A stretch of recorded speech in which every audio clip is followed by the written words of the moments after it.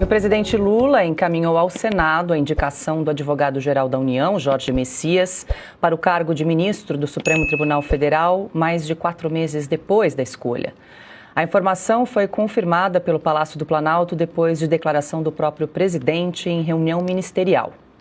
Messias foi escolhido para ocupar a vaga deixada por Luiz Roberto Barroso. O nome ainda será analisado pela Comissão de Constituição e Justiça do Senado. Se aprovado na sabatina, o indicado ainda precisa do aval do plenário da Casa. A indicação ocorre em meio a resistências políticas e desgaste na relação entre o governo e o presidente do Senado.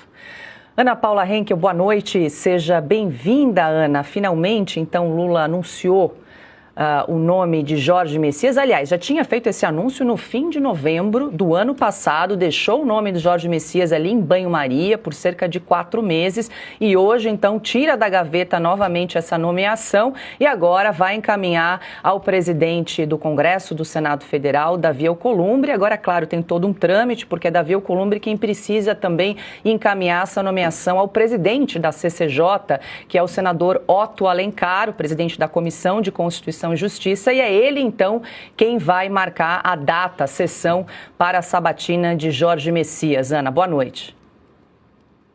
Boa noite, Paula. Boa noite, professor Marcília, Cauti, querido mestre Augusto. Boa noite à nossa audiência maravilhosa.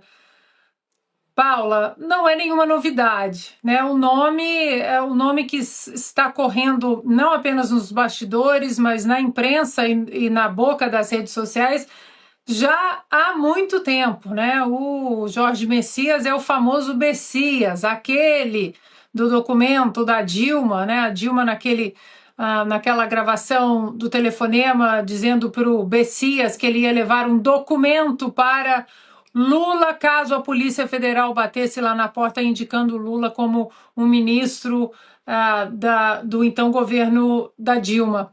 Agora, o presidente da República ele pode indicar o nome que ele quiser, e o nome do Messias não é um nome tão bem quisto também na ala da centro-esquerda, centro-direita. É um nome da esquerda radical, da esquerda ideológica, da esquerda Flávio Dino, que vê a Constituição como um organismo vivo, que se o legislativo não faz nada para mudá-la, o judiciário, o Supremo Tribunal Federal, pode então modificá-la, já que o legislativo não faz nada. E claro que muitas vezes o legislativo não fazendo nada em relação a algum debate de alguma possível legislação, de algum projeto, isso já é uma decisão. É porque a sociedade não quer que aquele ponto seja discutido no momento.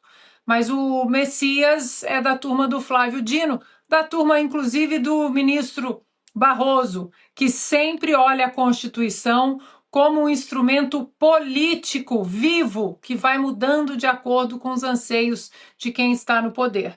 Agora, o que a gente tem que ficar de olho e fazer pressão é no chá das 5, quer dizer, na sabatina do Senado. Isso sim, vamos continuar cobrando os votos dos senadores que se colocam no âmbito político-ideológico da direita. Vamos cobrar sim. A gente sabe que o voto é secreto na sabatina, na indicação, mas vamos continuar cobrando e não adianta ligar para o dono, para o publisher da Revista Oeste, para o Jairo Leal, para nenhum de nós, pedir assessoria para que a gente pare de fazer pressão, porque nós não vamos parar. Nós vamos cobrar, sim, que os senadores que estiverem ali na sabatina, que eles declarem o voto, é um direito nosso de saber. Bom, e para trazer mais detalhes sobre essa indicação de Jorge Messias, vamos ao vivo conversar com Berenice Leite, direto de Brasília. Berê, boa noite, seja bem-vinda. Essa indicação do Messias para o Supremo, ela ocorre logo depois do encerramento da CPMI do INSS. Quero te ouvir se a gente pode estabelecer alguma relação, algum vínculo entre esses dois movimentos. Berê, boa noite. Paula, você, a todos que nos acompanham, e eu acho que o timing é justamente esse, o fim da CPMI do INSS, que, de alguma forma, encorajou o governo Lula nessa indicação formal. Hoje à tarde eu estive lá, conversei com alguns senadores para sentir essa temperatura, questão de votos suficientes, porque sabemos que quando essa sessão, a própria sabatina, é convocada, é porque o convocado, aliás, porque o governo já entendeu que os votos são suficientes para aprovação nessa sabatina. Nós, inclusive, não temos nenhum histórico de indicações de presidentes da República para ministros do STF com reprovação. O último foi o ministro Flávio Dino, inclusive uma votação apertada, 47 favoráveis e 31 contrários, né? Não foi uma vitória com larga votação a favor da sua aprovação. Bom, e o que eu destaco aqui? Já que falamos sobre a CPMI do INSS, um dos senadores que estava na lista de indiciados, que é o senador Everton Rocha, do PDT, é ele que vai ser o relator, ou seja, que vai defender. E por que digo defender? Porque ele já adiantou em entrevistas que vai dar um parecer favorável para que o Jorge Messias, né, seja o próximo ministro a ocupar a cadeira do Supremo Tribunal Federal. O Everton Rocha também foi o relator do ministro Flávio Dino, antes da sabatina, né? Foi ele que defendeu ali e apresentou o seu relatório, favorecendo, então, e o relatório que foi aprovado também na CCJ. Outro aliado que o governo Lula conta é o presidente da CCJ, Comissão de Constituição e Justiça, o Otto Alencar, que no ano passado segurou, inclusive, a data, né? Havia uma pressão para que ele marcasse essa sabatina ainda no ano passado, e isso não aconteceu justamente porque o governo, o próprio Messias, que tinha começado já as visitas dos gabinetes, o famoso beijamão, esses votos não eram suficientes. E hoje, como estamos num formato semipresencial até o dia 4 de abril, portanto, semana que vem, poucos parlamentares frequentando a casa, ainda muitos deles são da oposição. Conversei, inclusive, com o líder da oposição, que é o senador Rogério Marinho, e ele foi muito firme ao dizer que vai votar contra, né, pela reprovação dessa indicação de Jorge Messias, pelos motivos que você já conhece e a própria Ana também trouxe aqui para nós. Vamos acompanhar o que disse o senador Rogério Marinho. Nós somos minoria aqui, né? O governo tem maioria, o presidente Davi tem influência sobre um grupo de senadores, e quem deve estar contando votos é o governo e certamente buscando sensibilizar o presidente Davi para que de alguma forma ele apoie a candidatura de Messias, né? Da nossa parte está claro desde o início que, respeitando o Messias como indivíduo, como ser humano, como cidadão, como advogado, nós não acreditamos que ele tenha as credenciais para ser um juiz isento e um ministro do Supremo Tribunal Federal à altura do desafio que se apresenta pela frente. Pois é, e quando o senador Rogério Marinho fala sobre essas credenciais, ele também conversa ali comigo, falou sobre a prevaricação indicada durante a CPMI do INSS do Jorge Messias, enquanto advogado-geral da União, se absteve de tomar iniciativas que poderiam ter parado ainda lá em 2023, né, cessado com esses descontos indevidos na folha dos aposentados e pensionistas. Bom, em relação a votos, hoje, contando os votos, Messias teria em média ali 33 votos. Para passar no plenário, né, para ser aprovado, ele precisa de uma maioria absoluta, ou seja, 41 votos. Agora, o presidente da Comissão de Constituição e Justiça, Paula, disse o seguinte, que a sessão só será marcada no tempo de Davi. E Davi Alcolumbre certamente está negociando com o presidente Lula e no melhor momento, quando os votos já forem suficientes para aprovação de Jorge Messias para o Supremo Tribunal Federal, essa sabatina deve ser marcada e já no mesmo dia, claro, a votação em plenário, como acontece de praxe nas últimas indicações, viu? Berenice Leite trazendo todas as informações direto de Brasília. Obrigada, Berê. Bom trabalho.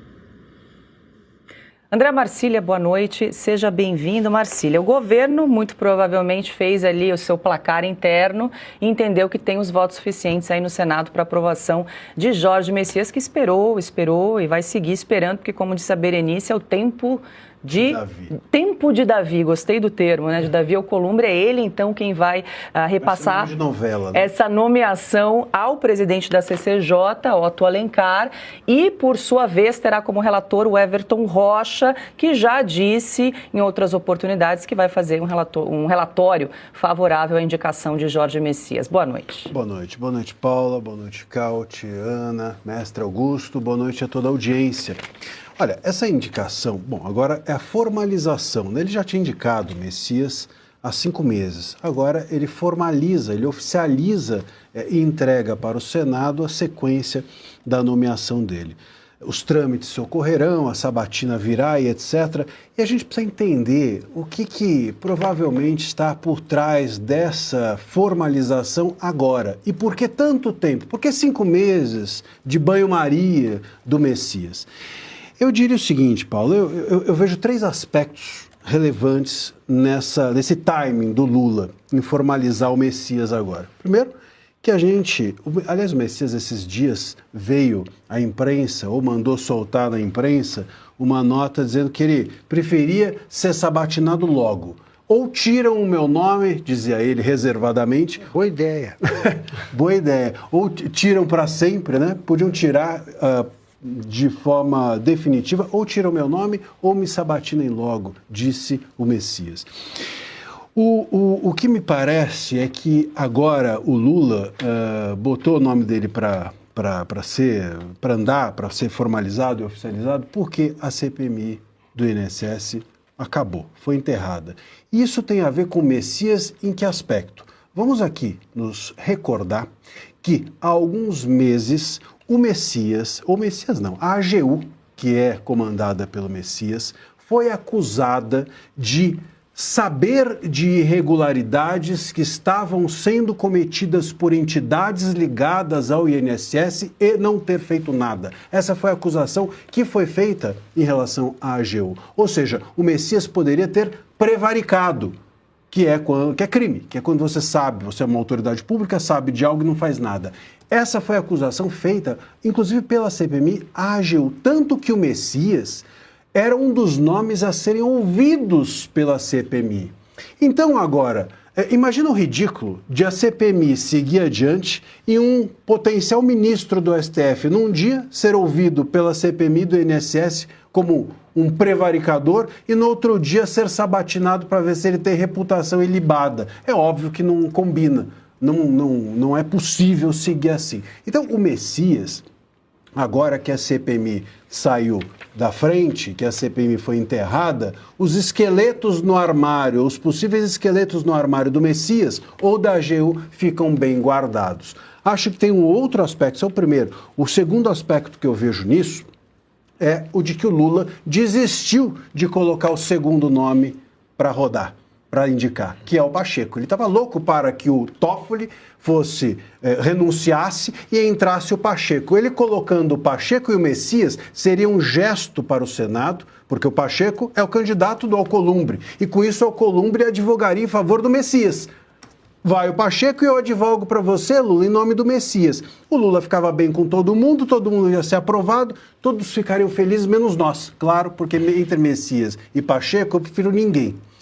E acho que tem um terceiro... E óbvio que agora o Pacheco não vem mais, porque provavelmente com o fim da CPMI, talvez o Toffoli também se sinta blindado dentro do STF.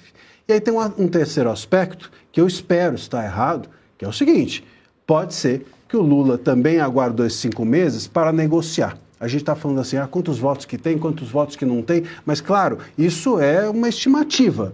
Durante 5 meses, o Lula teve tempo à beça para negociar no Senado. Então pode ser que agora o Lula tenha se sentido confortável porque já negociou a aprovação do Messias. E se for isso, a gente tem uma situação aqui que é vexatória, que é um Senado, ou que é um Congresso, numa semana ser passado a perna pelo STF. e na outra semana ter já os votos suficientes para o Messias ser aprovado? Isso seria lamentável. É preciso que esse Senado, que na semana passada, ou que esse Congresso, que na semana passada tomou uma rasteira do STF, agora seja firme e bote para ferver no sentido do Messias não ser aprovado. É isso que a gente espera, no mínimo, desse Senado.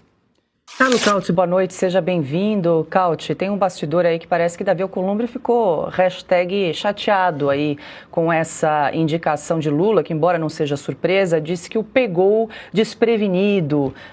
Enfim, a gente sabe que o favorito dele era Rodrigo Pacheco, o nome, né, para assumir a vaga no Supremo Tribunal Federal. E agora cabe, mais uma vez, a Alcolumbre entregar aí essa indicação ao presidente da CCJ para dar o devido andamento. Agora, Cauti, só para a gente trazer aqui, fazer uma retrospectiva, a Berenice nos trouxe ali uma expectativa de votos, são necessários 41 votos para a aprovação do nome indicado pelo presidente da República. Só para a gente fazer uma retrospectiva dos últimos nomes que foram indicados ao Supremo Tribunal Federal, temos ali na tela, da minha direita para a esquerda, Cássio Nunes Marques. Então o placar foram 57 votos a favor, 10 contrários, uma abstenção, indicado por Jair Bolsonaro. Também André Mendonça, em 2021, o placar foi 47 a favor, 32 contrários, também indicação de Jair Bolsonaro. Cristiano Zanin, em 2023, o placar 58 a favor, com 18 votos contrários. E Flávio Dino, também em 2023, com 47 votos a favor, 31 contrários. Então, os placares mais apertados ali, favoráveis, Cauti, foram de Flávio Dino e também de André Mendonça, com 47 votos. Boa noite. Pois é, Paula, boa noite. Boa noite, mestre Augusto. Boa noite, Ana. Boa noite, doutor Marcília. Boa noite ao nosso público. Eu estava lá em Brasília no dia da sabatina do Flávio Dino, que foi junto com essa mesma sabatina, mesmo momento do Paulo Gonet, lá em 2023. Foi um show de horrores. Um show de horrores de senadores que mal sabiam falar português, fizeram perguntas francamente absurdas, alucinantes, nada de colocar ambos em dificuldade e obviamente o Flávio Dino, que é um magistrado, que é um juiz que já foi governador 2 vezes, já foi senador, obviamente respondeu de forma muito fácil, foi nadou de braçadas mesmo com a dimensão física dele, né? Então, os senadores da República primeiramente deveriam se preparar melhor para as sabatinas e depois parar de fazer acordos espúrios atrás da cortina, né, lá do Senado, porque a gente sabe claramente que muita gente da direita, o que se diz da direita, votou a favor de Flávio Dino e permitiu que um comunista chegasse ao Supremo Tribunal Federal. Então, espero que o espetáculo que a gente viu, francamente degradante, que a gente viu na sabatina de Flávio Dino e de Gonet, não se repita no caso de Messias e que os senadores da direita tenham o mínimo de espinha dorsal para evitar que uma pessoa que foi o garoto de recados da Dilma, o office boy da Dilma, quando queria evitar que o Lula fosse preso, entregando uma imunidade que ele não teria direito, nomeando Lula ministro lá durante a Lava Jato, que foi um AGU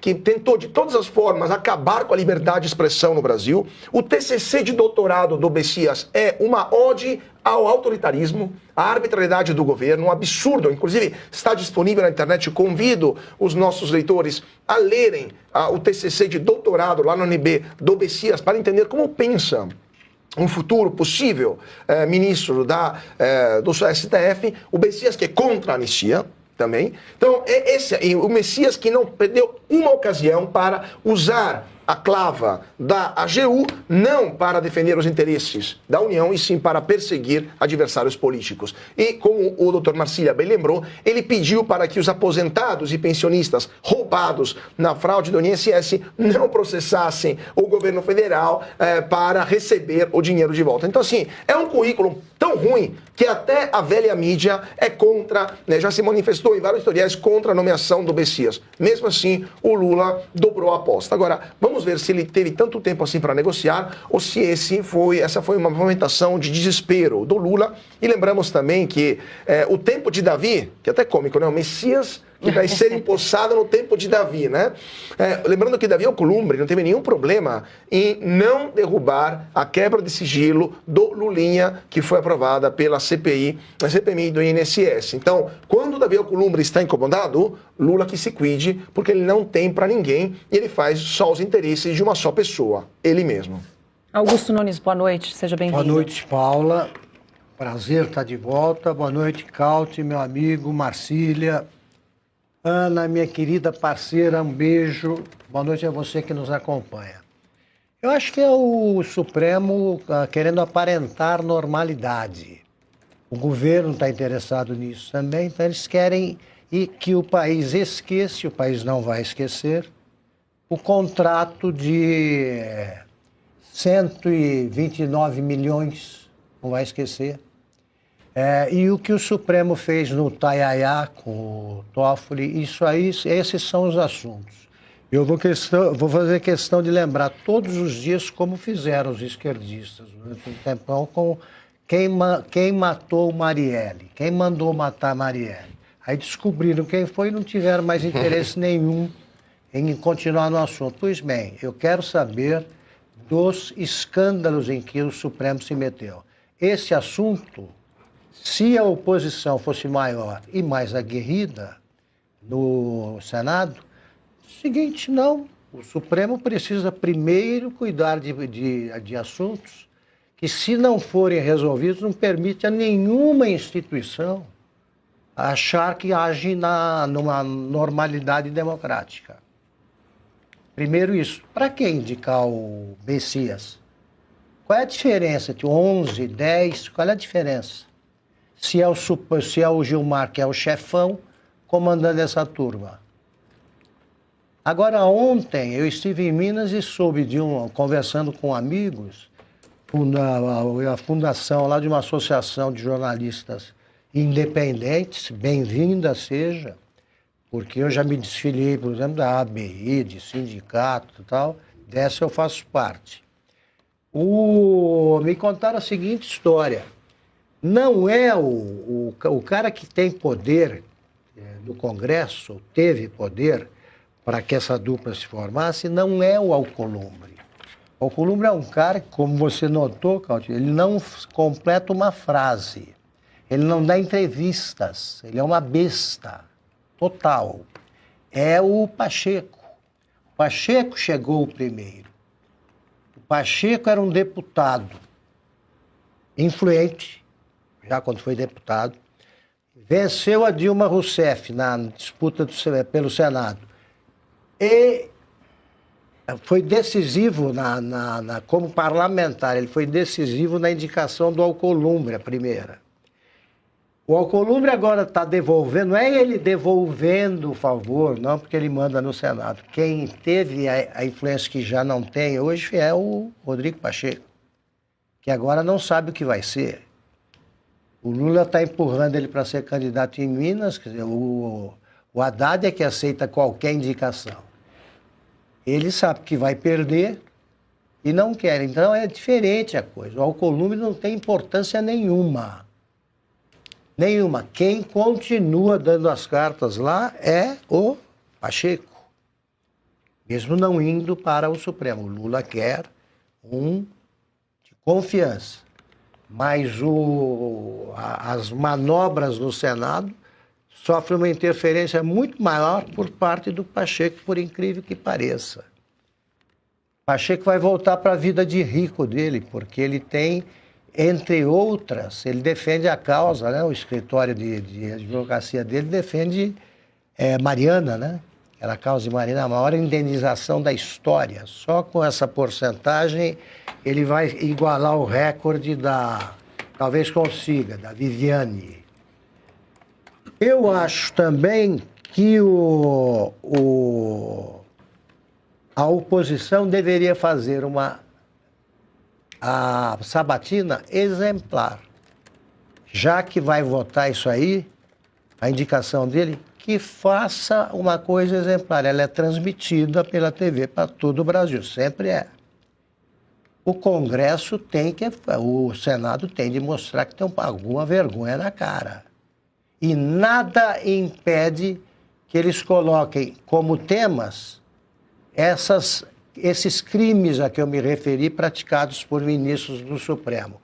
A situação no Supremo é anormal, há criminosos ocupando o cargo de ministro, e isso aí não pode acontecer em democracia nenhuma. É um problema a ser resolvido porque são casos de polícia. O presidente do Supremo Tribunal Federal, Edson Fachin, afirmou que tem conversado com o ministro sobre o possível encerramento do inquérito das fake news.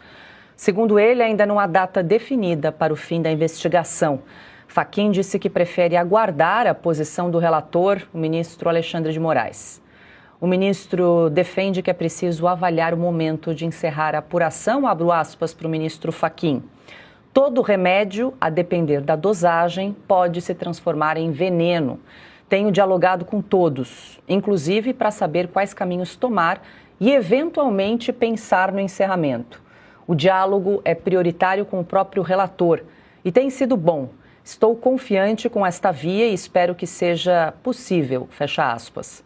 O tema ainda depende de uma definição do relator do caso, no caso, o ministro Alexandre de Moraes. Ana, o ministro Edson Fachin concedeu aí uma coletiva com vários jornalistas. Nosso repórter Christian Costa esteve presente, aí traz essa informação de que Edson Fachin admite que conversa com os ministros, principalmente com o relator, o ministro Alexandre de Moraes, sobre a possibilidade de encerrar o inquérito das fake news, que já tem aí 7 anos. Possibilidade, ainda discutindo o encerramento do inquérito das fake news. É inacreditável isso, né? Já estamos praticamente em abril de 2026, 7 anos, e agora a velha imprensa anda questionando isso também, se esse inquérito vai continuar aberto. A Globo News esses dias, em um painel, sim, eu assisto Globo News, eu assisto tudo, porque a gente tem que assistir e voltar aqui para trazer para vocês exatamente a verdade, né? Os fatos, e não o que eles colocam como o que é de fato o que está acontecendo. E eles estão chocados e dizendo, mas como um inquérito pode ficar aberto assim tanto tempo? Né? É um balaio escuro e você vai colocando as coisas lá dentro, pois nós aqui na Revista Oeste estamos falando isso já há anos. Quantas capas falamos sobre isso, quantos sem filtro, quantos faroestes e jornais e discursos e debates aqui, e no entanto agora o Fachin discute encerramento. Eu sinceramente, Paula, eu até jogo para o professor Marcília, eu não sei qual ferramenta extra pode ser colocada neste debate, nesta discussão para o ministro Fachin, para que isso seja encerrado, porque até as pessoas que estão dentro desse processo todo, desse inquérito, não sabem sequer o objeto desse inquérito, não têm acesso. O próprio Constantino aqui, nosso querido colega Constantino, os advogados não têm acesso ao inquérito, sequer podem defendê-lo, porque não sabem o que está acontecendo ali. Então, o presidente jogando agora da corte, o Fachin, dizendo que a decisão depende de Moraes, é mais uma falta de coragem, né? De espinha dorsal e de dizer, olha, basta, isso aqui já foi longe demais. Eu também te fazer uma pergunta para que você resumisse para a gente o seguinte. Primeiro, existe algum inquérito que tenha durado mais, que você saiba disso, mais? As pessoas que estão nesse inquérito e nem sabem como, né, como é que elas são qualificadas lá, como é que vai ser? Se você declara que está encerrado o inquérito, aí você tem de revelar tudo que está lá dentro. Como é que é? Porque isso deve ser uma imensidão, são 6 anos. Como é que é isso? 7 já, né, Marcília? Foi 2019. 7 anos, 2019. Abril, né? Na verdade, começa em março de 2019. Tem gente que há 7 anos está lá e não sabe do que é acusada. Sim.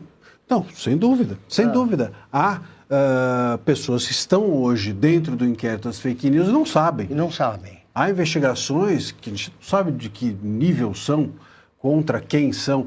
Eu mesmo... Porque quando termina um inquérito desse, o que se faz com ele? Tá encerrado. Aí que etapas vêm? Na verdade, antes mesmo do inquérito ser encerrado, todo mundo deveria ter acesso ao inquérito. E não ocorreu. Não ocorreu. Né? Tanto que, inclusive, tem uma súmula do STF vinculante. Súmula é quando você dá, o tribunal dá uma orientação que vincula todos os demais tribunais que estão abaixo dele. O STF tem uma súmula vinculante, número 14, que diz o seguinte: toda parte e todo advogado tem direito a ter acesso aos autos de inquérito. Uma espécie de jurisprudência. De jurisprudência pacificada. Quer dizer, o STF não está respeitando nem a súmula deles mesmos. A gente está num território que não é o da legalidade. Qualquer inquérito, Augusto, que tivesse, e Ana também, que nos trouxe essa questão, todo inquérito, você, como parte ou como advogado, tem obrigatoriamente de ter acesso durante o percurso dele. O tempo todo. O tempo todo. Senão você não sabe. Como é que você se defende de algo que você não sabe o que é? E isso tudo é uma maluquice. As pessoas entram dentro do inquérito e não saem mais. Também é outra coisa que acontece lá. Tanto que a gente fala, né? O inquérito das fake news, e eu fui o primeiro advogado desses inquéritos. Você tem clientes nesse inquérito? O caso Cruzoé, que abriu o inquérito, inclusive a Cruzoé está até hoje, dentro do inquérito. Os publishers Você não teve acesso da a época isso. continuam dentro do inquérito e ninguém teve acesso ao porquê que eles estavam lá. E nem sob qual condição. Então, é uma completa loucura esse inquérito das fake news. Por isso que quando a gente fala em encerrá-lo, é muito difícil de pensar do ponto de vista da regularidade, porque todo ele é feito, movido, movimentado e permanece no âmbito da ilegalidade. Como é que você pensa em encerrar algo que se iniciou errado? Como é que você pensa em encerrar algo de forma correta se ele permaneceu até hoje errado? Então ele foi torto o tempo inteiro. Agora fica muito difícil pensar em como encerrá-lo de uma forma regular.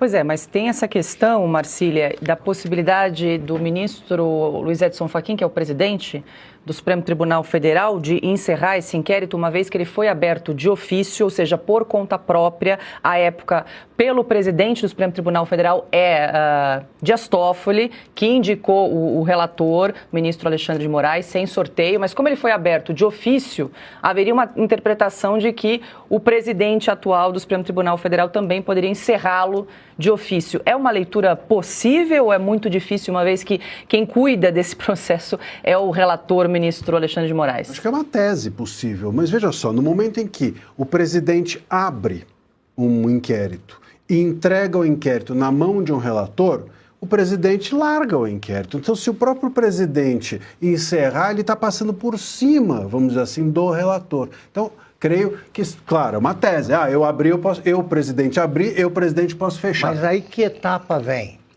Termina o inquérito, eu faço o Pois quê? é. Então, esse ponto, Augusto, é muito importante, porque assim, dentro porque o inquérito das fake news não é mais um só. Ele é um guarda-chuva que abriga o inquérito dos atos antidemocráticos, que abriga o inquérito de todos das milícias digitais, o inquérito, todos os demais inquéritos que vieram e que estão hoje com o Moraes são oriundos do inquérito das fake news. Então, se você encerra primeiro você precisa encerrar todos eles. E depois, e aí, encerrou, como você disse. Em tese, você encaminha a quem? Pois é, em tese... Ele é arquivado. Ele é arquivado. Arquivado. Agora, isso deveria dar acesso a todo mundo? Todo mundo, claro, é um documento histórico, inclusive. O problema é que se a gente souber o que o que tem lá dentro, eu acho que não sobra um ministro dentro do STF sem ser preso. Mas então a alternativa é pendurar para sempre esse brasileiro? Porque o caminho natural, se fosse o encerramento, é o arquivamento. Ou então... Arquivamento e tornar público. Ou então oferecimento da denúncia... Tem que tornar público. Mas ou então, Marcílio, oferecimento da denúncia pela Procuradoria-Geral da República. Se você terminasse a investigação um dia, certo? Ah, tá. Se termina a investigação, eu vou indiciar, eu quero denunciar tais e tais pessoas. Deveria ter. Em 6 anos de investigação. E mesmo assim seria público, né? Deveria ser Exato, publicado. claro. É público. Não, veja, se você investiga 7 anos alguém e não chega a nenhuma conclusão, Ou você não sabe investigar, ou você está usando o inquérito, óbvio que não é para investigar. É provável também que eles não encerrem, porque não saibam como encerrar. Não sabem como encerrar. Eu acho que eles sabem, eles não querem. Não saibam formalmente, mas eu acho, Augusto, que talvez eles não saibam como resolver essa equação. Como não sair desgastado para como encerrar sem precisar, ao encerrar, mostrar o que está lá dentro para a sociedade. Exatamente. Diga, Cláudio. Acho que a Ana quer Posso fazer a pegar pergunta. rapidinho esse ponto? Eu queria pegar esse ponto de mostrar o que está lá dentro. E se depararmos com uma montanha de ilicitudes, professor, como é que faz? Pois é. Por isso que É inevitável. É inevitável. E não tem como não. Olha, eu vou dar o exemplo prático. Quando eu estava atuando nesse inquérito com o tal do caso do amigo... do amigo de meu pai, né, veio uma decisão sem querer para mim, sem querer, porque eles mandavam para o WhatsApp o gabinete do Moraes. E veio uma decisão com mais do que eu deveria saber. E eu descobri que eles, no momento, estavam investigando os leitores da revista. Estava investigando os leitores. Então, só aí você já percebe a ilegalidade como ela corria solta. E descobri ali, num outro momento, que estava um jornalista, que eu vou poupar o nome, mas que estava sendo investigado, e eu liguei para ele e falei assim, olha, veio um documento a mais, você sabe que você está sendo investigado? Ele falou, não. E daí para frente. Isso em 2019. Imagina hoje, durante todo esse percurso, o que não aconteceu para além disso. Então, com o ministro e o STF robustecido até mesmo pela velha imprensa, pela grande imprensa, que apoiou esses absurdos todos durante esse tempo. Então, assim, não tem como não encontrar diversas ilegalidades lá dentro e apoio dos demais ministros, inclusive, ou boa parte deles, ao que aconteceu. Eu creio que o grande ponto hoje do STF, seja do Fachin ou quem quer que esteja desejando encerrar os inquéritos, é esse. Se a gente arquiva, a gente... Como não sair mal. Como não sair mal, como não mostrar isso para o público. E vamos aqui também nos recordar que essa história que o Fachin traz agora de precisamos encerrar, estou dialogando com o Moraes, o Barroso, há 2 anos atrás, também falou a mesma coisa. Precisamos encerrar, estou conversando com o Moraes, todo mundo conversa com o Moraes, mas não resolve. Quer dizer, criaram um monstro e não sabe o que fazer com ele agora. As informações, voltando a falar do Supremo Tribunal Federal, do ministro Alexandre de Moraes, que votou para condenar um casal de Bauru, cidade a cerca de 320 quilômetros de São Paulo, por envolvimento nos atos do 8 de janeiro. O voto estabelece pena de 1 ano de prisão em regime aberto e multa de R$5 milhões por danos morais e coletivos. Segundo a Procuradoria-Geral da República, os réus teriam financiado o transporte de manifestantes para Brasília. A defesa nega as acusações e afirma que houve apenas rateio para a viagem. Neste mesmo julgamento, o ministro também votou para condenar Nelma Barros Braga, de 62 anos, a 14 anos de prisão. Ela é acusada de envolvimento em crimes ligados ao suposto plano de golpe e também a atos de depredação. Augusto, esse julgamento ocorre em plenário virtual, segue até o início de abril, mas já há então esse voto pela condenação dessa senhora de 62 anos a 14 anos de prisão.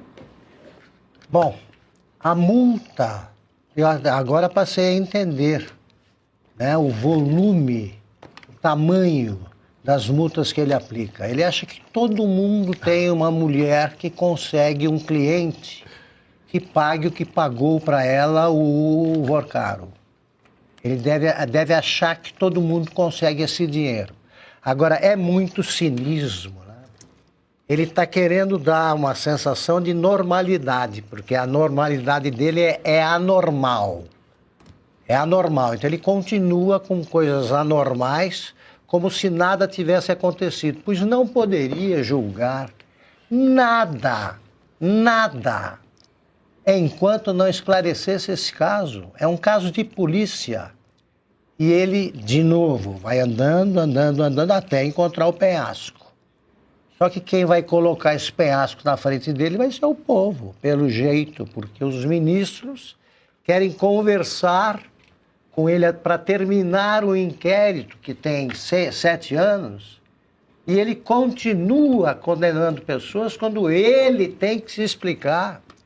O maior caso de polícia a ser apurado hoje é esse. Envolve o Banco Master, a mulher do ministro Moraes e o Moraes. O Toffoli está sempre em escândalos, aí está em mais um. A novidade é o Moraes. Ele acha que ninguém mais vai cobrar.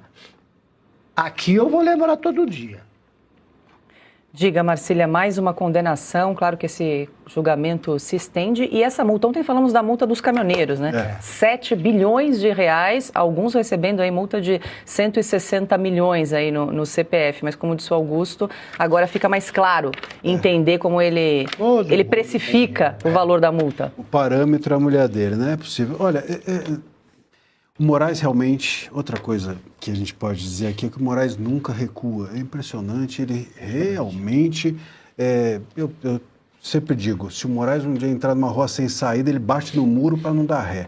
E isso parece que para ele, como bem disse o Augusto, é uma normalidade. Quer dizer, continuar anormal para ele gera a normalidade. Só que para nós não. E nós precisamos dizer que não. E precisamos dizer o que é anormal e o que é normal. Senão as pessoas não sabem mais que a grama é verde e se perdem. E é preciso reafirmar isso. É um absurdo completo. Veja, essa pessoa que está condenada, esse casal, ele está sendo condenado a 1 ano de prisão e multa de 5 milhões de reais porque eles deram uma carona, fizeram um rateio para ir para Brasília, é isso? Quer dizer, deu uma carona e foi condenado a 5 milhões, pagar 5 milhões de reais. Isso é uma loucura completa. E uma senhora de 62 anos deu um golpe de Estado no Brasil, é isso? Então a senhora de 62 anos agora vai passar 14 na prisão porque deu um golpe de Estado. Se isso é normal para alguém, certamente esse alguém é anormal. Diga, Ana, para a gente fechar aí essas condenações do ministro Alexandre de Moraes, tem o casal de Bauru e também essa senhora, a Nelma Barros Braga, de 62 anos, condenada a 14 anos de prisão. A gente só vê que ele continua no modus operandi dele, na pessoa que ele é, né? Um sádico. Então isso até mostra que a decisão sobre a prisão domiciliar do presidente Jair Bolsonaro não tem nada de humanidade, tem cálculo político, porque se ele tivesse tido, não sei, um rompante de humanidade, o coração que amoleceu um pouco e resolveu olhar para as pessoas com uma humanidade real, né, obedecendo à Constituição, ele não teria feito isso. Só mostra que ele continua um sádico, um psicopata, um tirano, e que o que ele fez com o presidente Bolsonaro continua dentro desse sadismo todo e dessa psicopatia. A prisão domiciliar foi puramente um cálculo político dele. Só isso. Porque quando voltamos para o dia a dia do Alexandre de Moraes, é isso aí. O cenário político em Brasília entra em um novo momento de tensão com a indicação de Jorge Messias ao Supremo Tribunal Federal. A decisão ocorre após meses de espera e em um contexto sensível, logo depois do encerramento da CPMI do INSS, o que levanta questionamentos sobre o timing adotado pelo governo. No Senado, a movimentação já indica articulações intensas para garantir a aprovação, enquanto a oposição promete resistência e cobra maior rigor na sabatina. Ao mesmo tempo, cresce a pressão sobre o Supremo Tribunal Federal diante de temas ainda em aberto, como o inquérito das fake news, que se aproxima de 7 anos sem uma definição clara. As recentes decisões judiciais também ampliam o debate público sobre o papel do judiciário e seus impactos no ambiente político e institucional do país. Diante desse cenário, o Brasil acompanha um momento decisivo em que as relações entre os poderes seguem em evidência e sob constante questionamento. Obrigado por acompanhar até aqui. Se você quer continuar bem informado sobre os bastidores da política, inscreva-se no canal e ative as notificações. E se este conteúdo foi relevante para você, não esqueça de deixar o seu like.